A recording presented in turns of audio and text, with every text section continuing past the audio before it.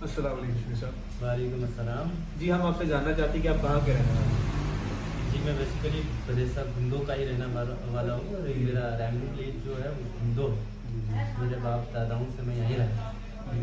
मैं आपसे ये जानना चाहता हूँ कि आप रोज़मर्रा क्या करते हो, यानी कि आपका कमाने का जरिया क्या है? मैं एक छोटा मोटा बिजनेस मैन हूँ।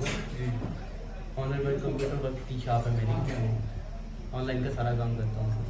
कंप्यूटर वर्क की मेरी शॉप है, ये नियर जेके बैंक गुंदो। जी जी। आप मुझे ये बताएं कि ये जो आपकी शॉप है, कि ये आपकी खुद की बनाई हुई है या आप रेंट पे कर रहे हैं? मैंने रेंट पे ली हुई है ये शॉप। तो मंथली रेंट क्या पड़ता है आपका वहाँ? 5000 सर। 5000 का। तो सर ये पूछना तो नहीं चाहिए, लेकिन आपके हिसाब से जो ये 5000 रेंट है, ये आप सही दे रहे हो या ज़्यादा दिया जा रहा है? मार्केट के हिसाब से सर इक्वल है। इक्वल बाकी है। मेरे जो मेरे साथ में बाकी शॉपकीपर्स हैं जी। वो भी पे कर रहे हैं, वो 8,000 पे कर रहे हैं। तो मेरे हिसाब से मुझे तो ठीक नहीं। तो शबीर साहब, मैं आपसे ये जानना चाहता हूँ कि जो अभी गवर्नमेंट ने स्टेटमेंट दिए हैं ये लैंड इंक्रोचमेंट के बारे में, इस पे आपकी क्या राय है? देखिए सर, हमारे हिसाब से तो लैंड अलॉटमेंट जो दिग्गज हैं, जी। जिनके पास 40 से लेकर के 50, 100 या 200 एकड़ की ज़मीन पड़ी है, 2 कनाल की, जी। 200 कनाल तक ज़मीनें लोगों के पास जो स्टेट लैंड की जी, है, तो अगर वो रिकवर हो जाए, अगर गवर्नमेंट ले रही है तो वो हक है गवर्नमेंट का। गवर्नमेंट की ज़मीन है, वो तो अपनी ज़मीन वापस ले रही है, वो किसी के मतलब किसी की मलकियत नहीं है, जी। वो तो गवर्नमेंट की गवर्नमेंट लेगी। जी मैं मानता हूँ शबीर साहब। और अब मैं दूसरा स्टेटमेंट गवर्नमेंट का जो कल का आया हुआ है, जी, जो जी। हमने न्यूज़ चैनल्स वगैरह से सुना जी। है, वो ये है कि 10 मरला का रेजिडेंशियल मकान किसी के 10 मरले में है या 10 मरला उसके जी। पास प्लाट पड़ा हुआ है रेजिडेंशियल मकान के लिए, तो वो गवर्नमेंट रजिस्टर करके उनके नाम दे देगी।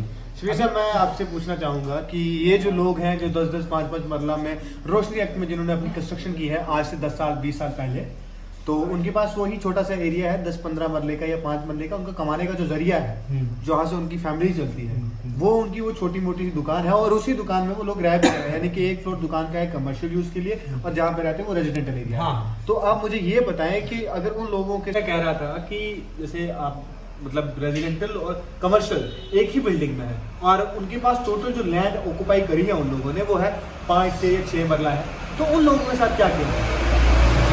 मैंने आपको पहले ही बताया, जी, जी। अभी जस्ट बोला कि 10 मरले से 10 मरले तक बोला है। कल का स्टेटमेंट जो गवर्नर साहब का एच साहब का है, वो ये है कि 10 कनाल तक की ज़मीन वो अराजी अपनी रजिस्टर्ड उनके नाम हो जाएगी। जी, मैं आपकी बात से सहमत हूँ।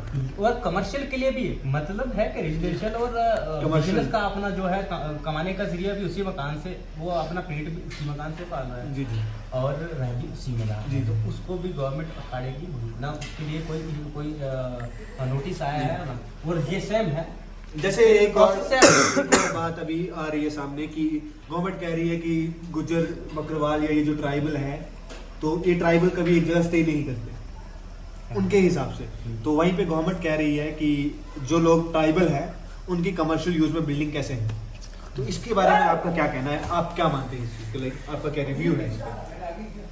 देखिए, मेरा मानना तो ये है कि देखिए ट्राइबल जो है, ट्राइबल्स के पास अगर कोई ज़मीन है, वो अगर अपना मतलब जो है ये समर वेकेशन जो वो अपना पहाड़ों पे गुजारते हैं, वो तो फॉरेस्ट लैंड है। जी जी।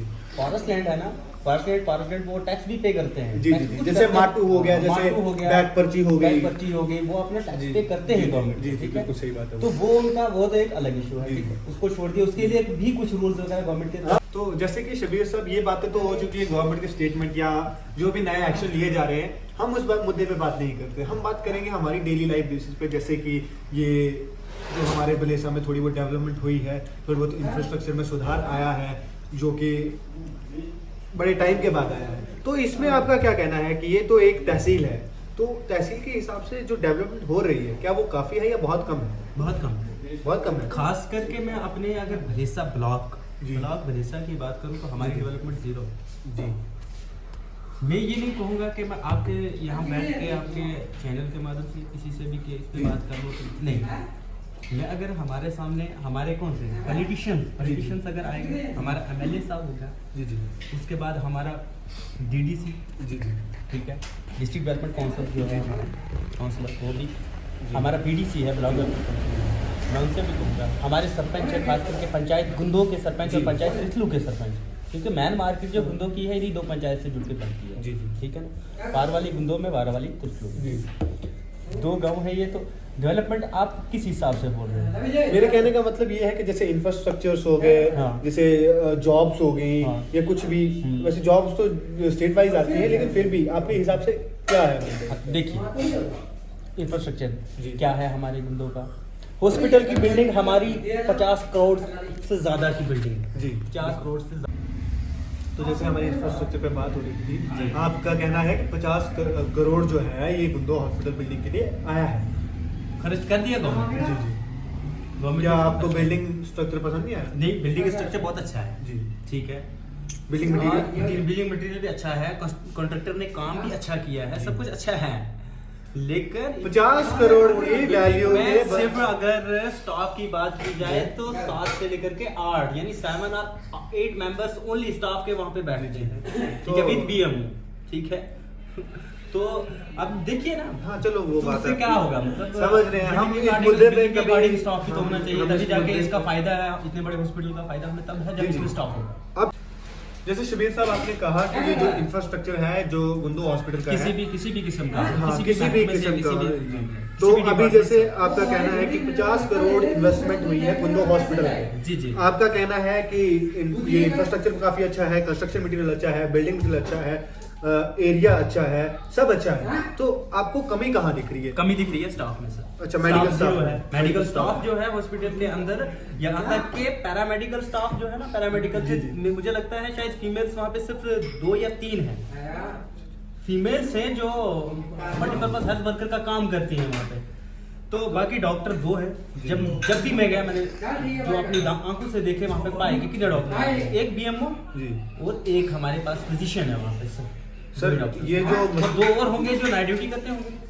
जो आप कह रहे हो, ये हालांकि बहुत लंबी डिस्कशन होगी और अभी टाइम की किल्लत होने की वजह से मैं आपसे बात करके बहुत अच्छा लगा मुझे, और आपने जितने भी पॉइंट्स मुझे बताए ये बहुत ही यूजफुल रहेंगे मेरे लिए।